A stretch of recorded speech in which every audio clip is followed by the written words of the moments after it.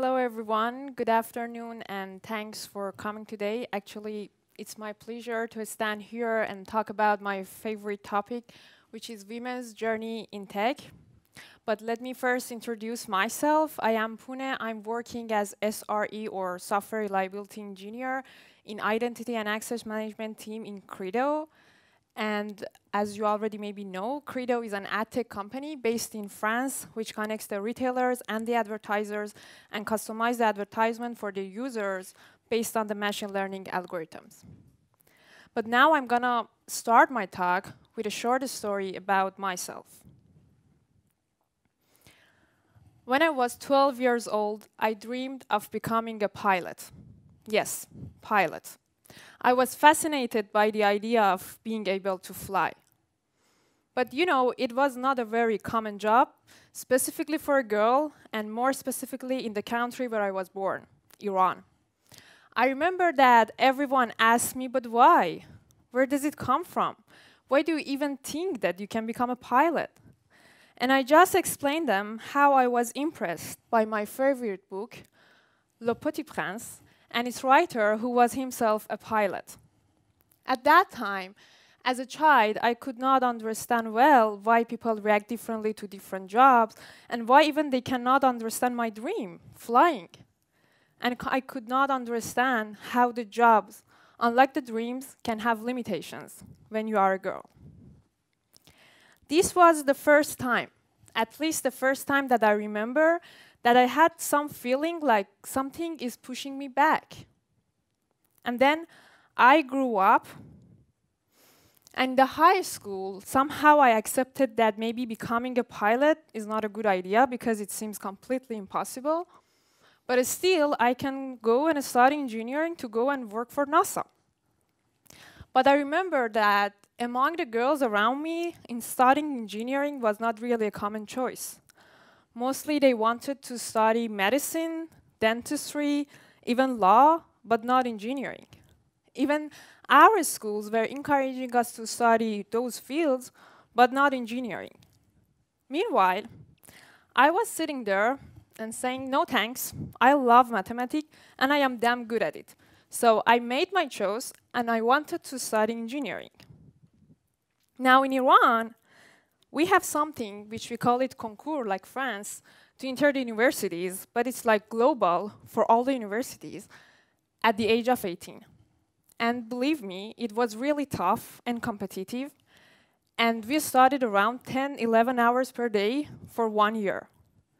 And at the end, I could get accepted in one of the best universities in Iran to study computer engineering.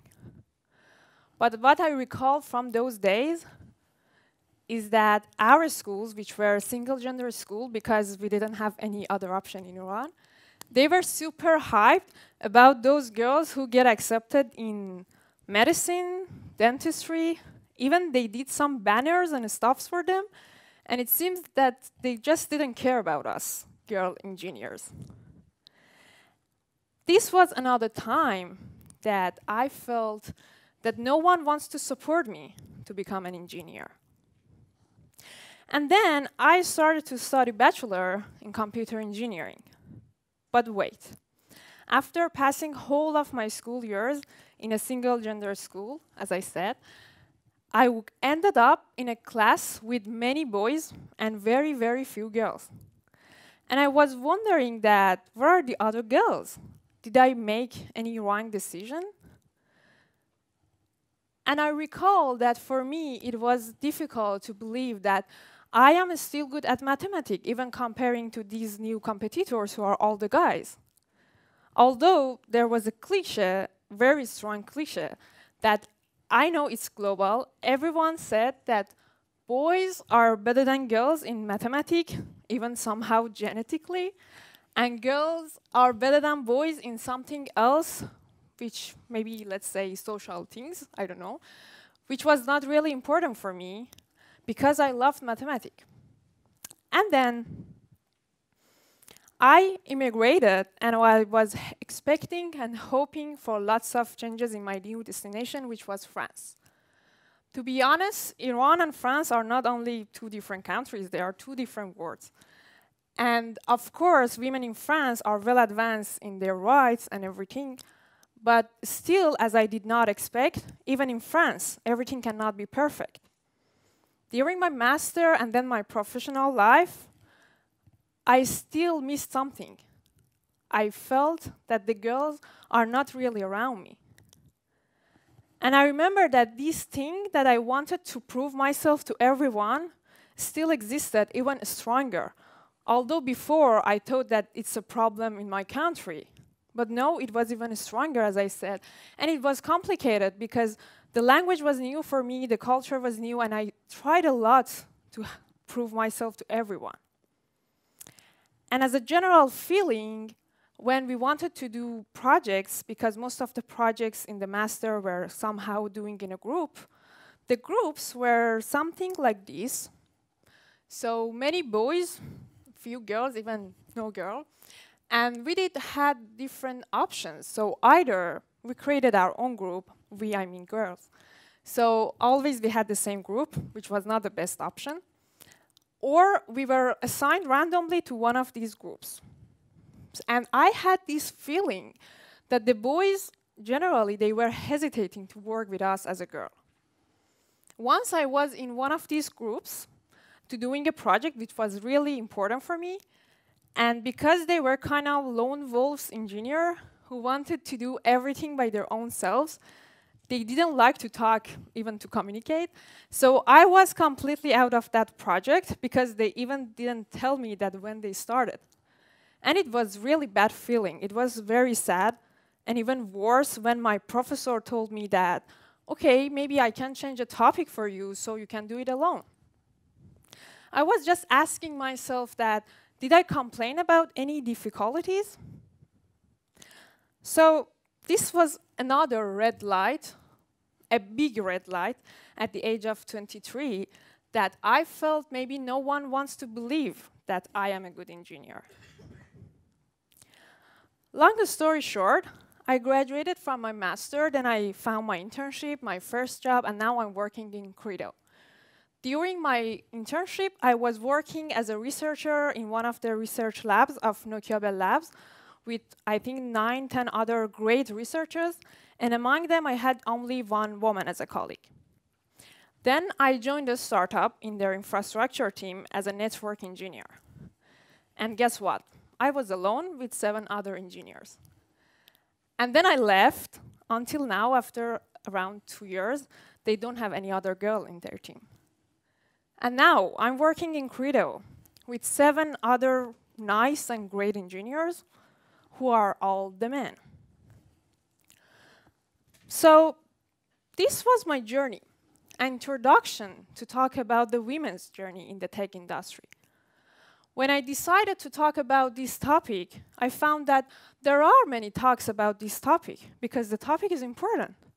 But why there are not many talks which are coming from women engineers themselves? Why we don't just motivate them to share their stories, to share their lived experiences? Because our stories are unique, and our stories could be the key for the challenges that now we face to solve the diversity, lack of the diversity in the tech industry. But maybe the most important question is that, why diversity is important? Diversity is important because thanks to the diverse ideas, we can have more innovative products. And of course, because nowadays, every product that we use, even in our daily lives, are based on the tech, so our products are for all the users. So we need to have representative from whole of the society. And of course, if we can have diversity in the tech environment, then we can have equal opportunities for everyone in the society. But now let's just look at some graphs which shows us the situation now. So this is a graph which is based on 2021. This is the representation of women in the workforce comparing to the tech industry. As you can see, in most of the countries here, like European countries, USA, Australia, women are nowadays active enough to have almost half of the workforce. So it means that half of the jobs in the society are nowadays for the women. But when it comes to the tech industry, it reduces to around 20%. So maybe there is something wrong with the tech industry. Maybe the tech industry is not ready yet to have 50% of women. And if we go into the details, what we can see is that even diversity is different in different departments. So this is the research which was done in 2022 by studying 1 million European tech workforces in 27 different European countries. And as you can see, women are more in product design and management, as you can guess, with around 46%. And then it comes to software engineering, it's less than 19%.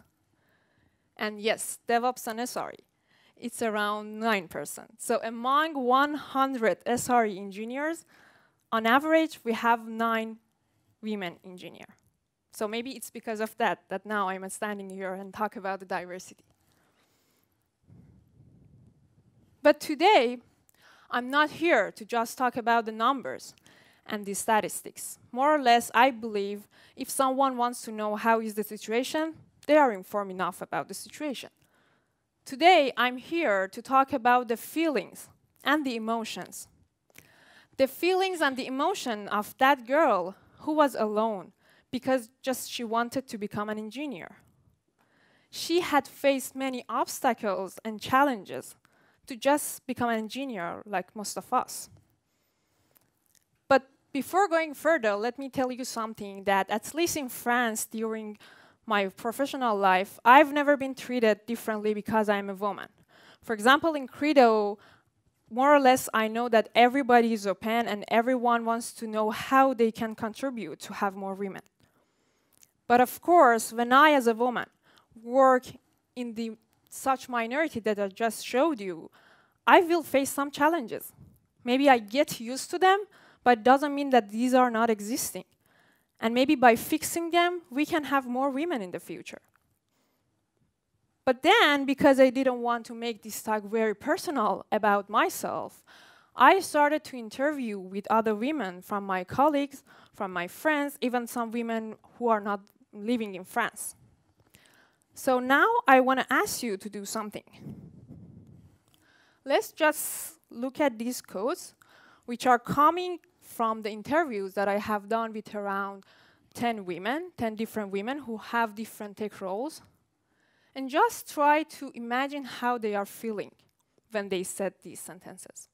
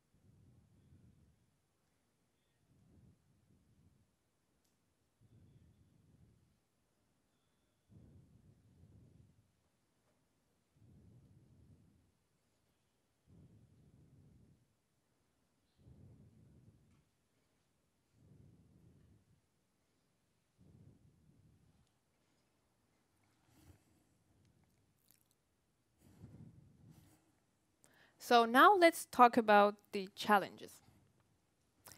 So for me, being a woman in the tech industry is like doing a bouldering by getting one of the most difficult passes that you can.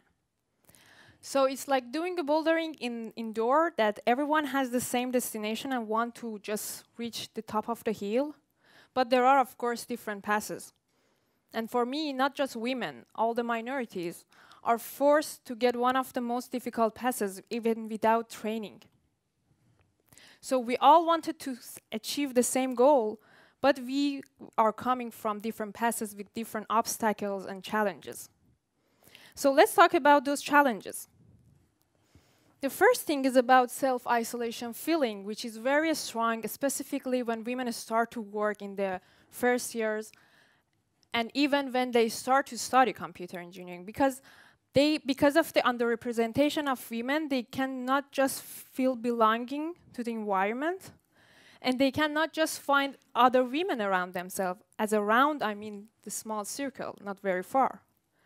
And of course, this can make them experience imposter syndrome, which is a syndrome that maybe you are already knowing that, which is a syndrome that a person might think that he or she is in the position not because of the capabilities or skills, but because of any other reason. And maybe you think that it can happen for everyone, which is completely true, specifically in the tech industry.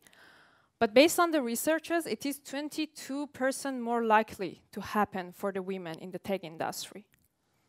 And as a proof, let's look at this graph. This is the rate of departure from the tech industry by the midpoint of the career among the women and men. As you can see, 50% of the women by the midpoint of the career in the tech roles, they just decide to leave it. By the midpoint of the career has lots of meaning. It means that they were resisting. They struggle a lot to just stay, but they couldn't. So after just 5 years, 10 years, they decided just to leave. And the other challenge is, of course, lack of the self-confidence. Because when something just happened, because the other women are not around, they might think that maybe there is a strong reason that there are not many women in the tech industry. So because of that lack of the self-confidence, they might experience more anxiety and stress. They might express themselves less. So even when they want to share their ideas, they just want to be 100% sure that it's true. Or even they might ask less questions. Or they think that their questions are stupid, which we know it's not even important if it is stupid. And so they might experience late promotion, or even they negotiate less for their salaries. And of course, you cannot become someone that you have never seen. This is about the lack of the role model for the women engineer in the tech industry. So maybe you men, you didn't face it because the role models are always around you. Just imagine the names, the big names of the technology. Of course, there are many successful women, but there are not enough. So when we think about the big names, are all the men.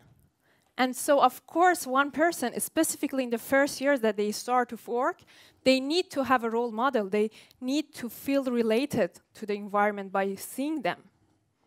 And of course, for example, for the women, it's more difficult to find the mentor, because for having the mentor, the first thing is just to feel related to that person.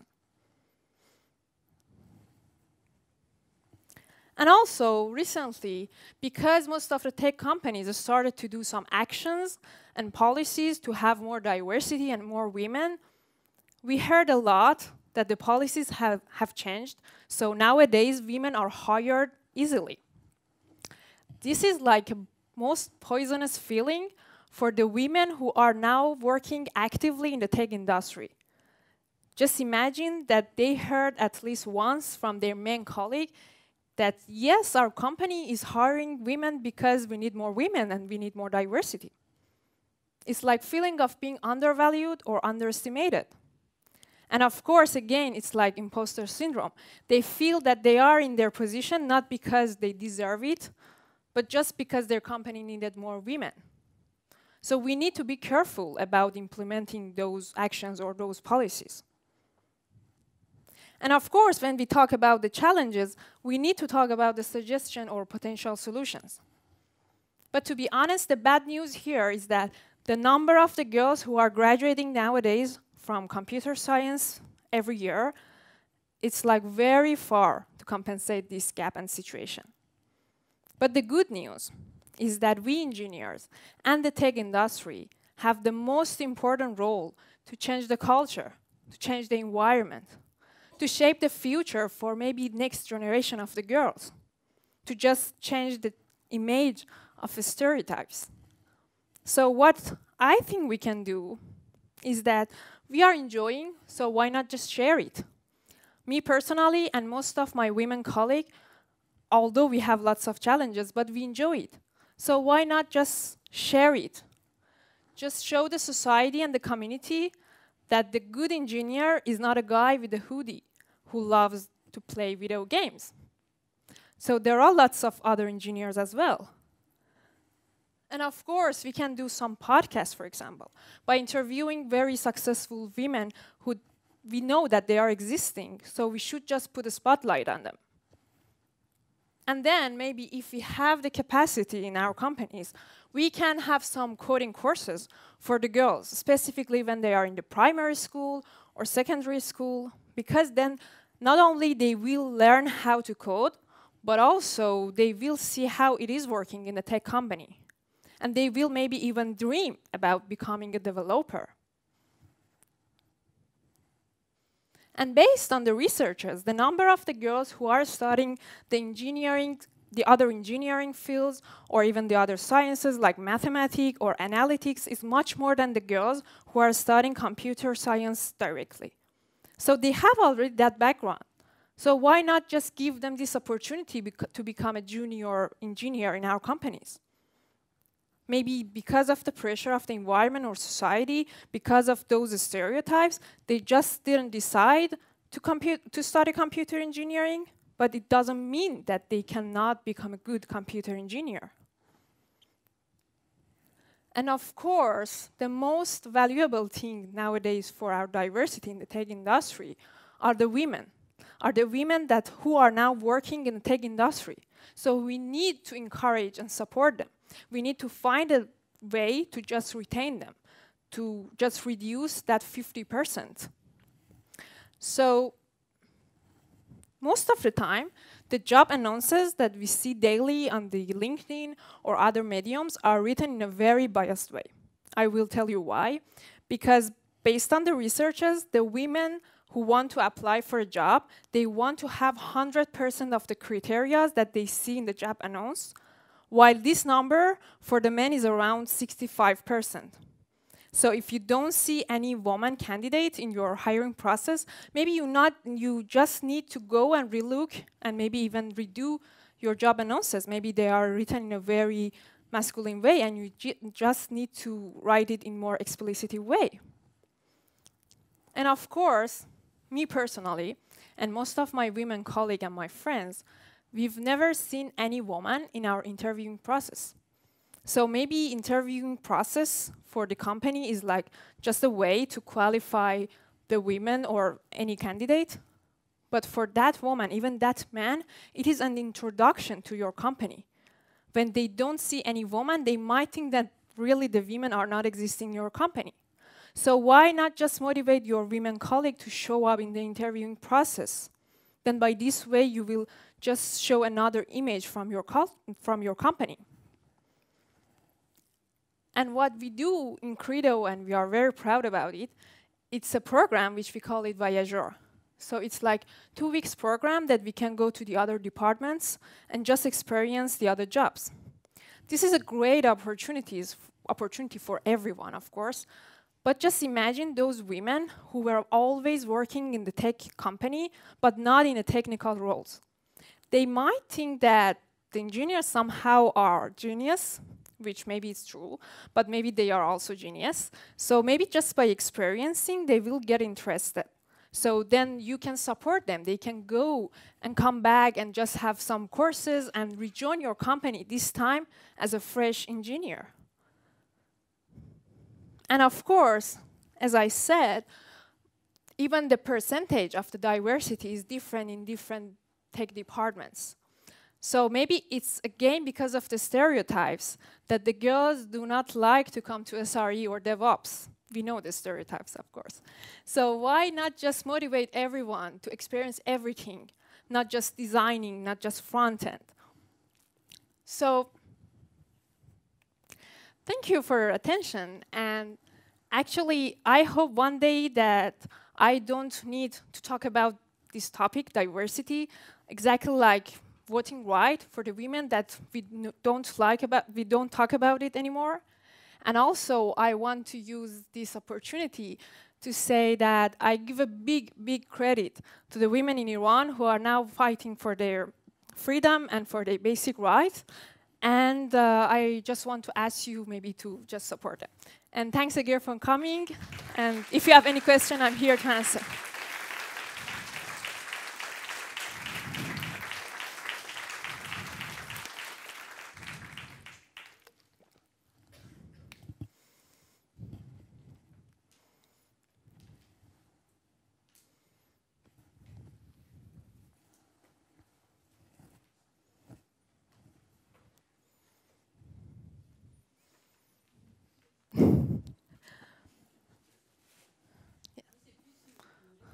Ouais.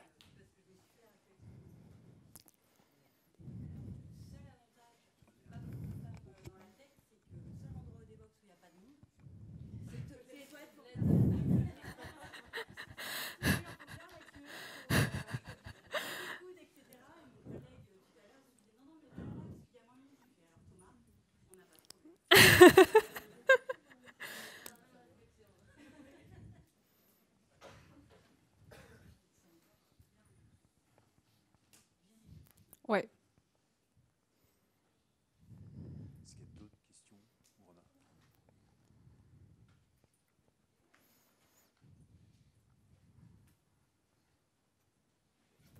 Ouais.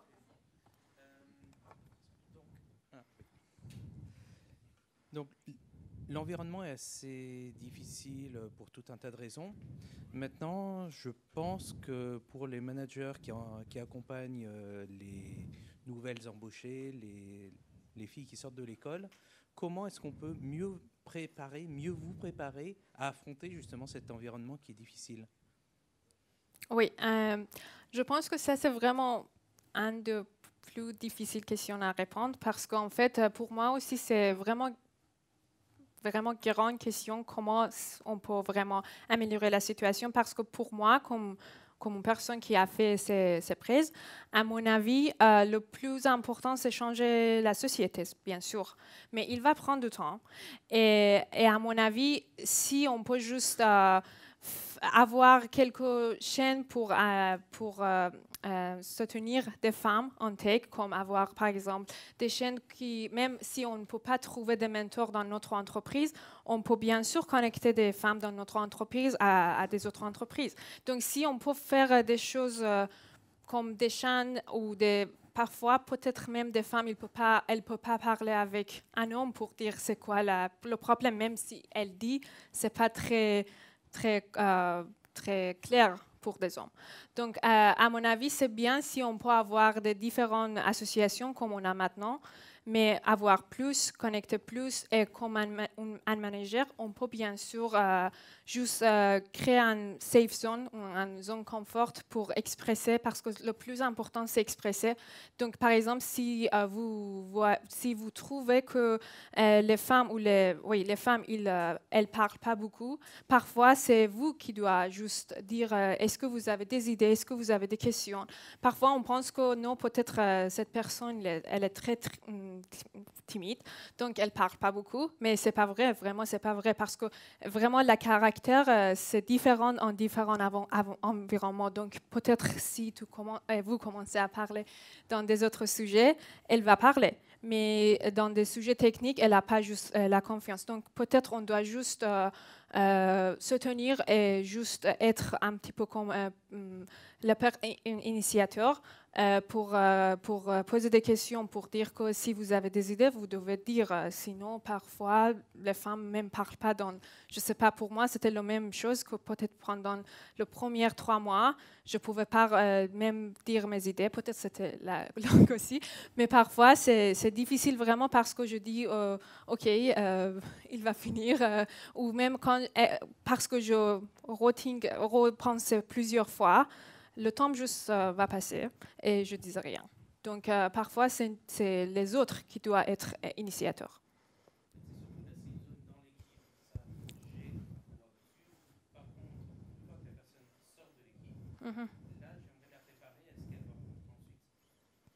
Quand même, je pense c'est la culture de la boîte. C'est pas juste bien sûr, si la boîte il a pas une bonne culture, on ne peut pas dire que l'équipe a une bonne culture. Bien sûr, c'est quelque chose dans toute la boîte, mais à la fin, je pense comme un manager, vous pouvez bien sûr, même dans des autres meetings externals, vous pouvez toujours se tenir, vous pouvez toujours dire, je ne sais pas, juste dire si vous avez des questions, si vous avez toujours être en derrière, mais pas beaucoup comme...